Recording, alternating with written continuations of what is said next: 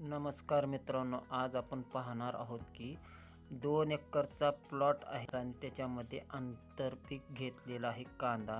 तर कांदा तुम्ही बघू शकता मित्रांनो व्हिडिओमधून. तर याच्यामध्ये बघा 4.5 फुटाची सरी शोधली गेलेली आहे आणि मध्ये सरीमध्ये ऊस लावलेला आहे. आता ऊसाची उंची झालेली आहे 1.5 फूट ते 1 फूट.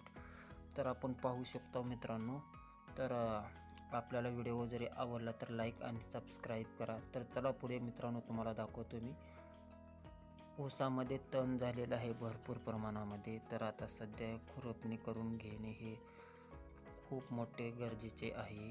तर आपण याच्यामध्ये ठिबक प्रमाण केलेलं आहे, नळे अंतरून घेतलेले आहे. आता सध्या ऊसाला झालेत 2.5 महिन्याच्या पुढे गेलेला आहे आणि कांदा लावून झालेला आहे 1.5 महिना. तर आता सध्या कांदा पात झालेली आहे असं छोटी छोटी आणि 15 ते 20 दिवसामध्ये गड्डा चालू होईल व्हायला. तर याच्यामध्ये आपण पाहणार आहोत की आपला वेळ आणि खत फवारणी हे सगळं एकाच ह्याच्यामध्ये होऊन जातं.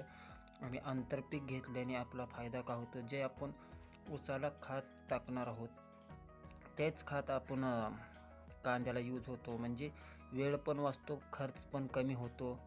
तर मित्रांनो, हे व्हिडिओ आवडला तर नक्की शेअर करा. तर तुम्हाला पुढे दाखवत आहो मित्रांनो. कांद्याला पाणी कमी प्रमाणात लागतं, दररोज ठिबक 2 तास सोडायचे फक्त.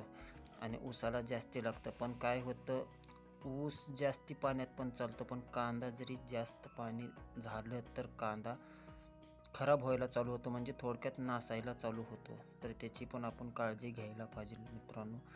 तर आपण पुढे पाहू शकतो मित्रांनो. आता सध्या कांद्याला युरिया खत चालत नाही, कारण की कांदा नासायला चालू होतो. थोड्या प्रमाणात चालतं, पण सहसा नाही टाकलं तर बरंच. आणि हे पण आहेत, पण तोटे पण आहेत. त्याचा एक नंतर मी व्हिडिओ बनवतो. कांद्याच्या वरी जी मोकळी जागा आहे त्याच्यामध्ये आम्ही कांदा घेतलेला आहे, 5 पदरी कांदा घेतलेला आहे. तर ह्याच्यामध्ये कांदाच हे घ्यावं हे मला योग्य वाटलं आंतरपीक म्हणून. त्याच्यामुळं आम्ही सगळी ही घरच्या घरीच आम्ही हे कांदा वगैरे लावून घेतलेले आहे. तर मित्रांनो, जरी आवडला तर लाईक, सबस्क्राईब, शेअर करा. तर पुढल्या व्हिडिओमध्ये भेटू मित्रांनो. नमस्कार.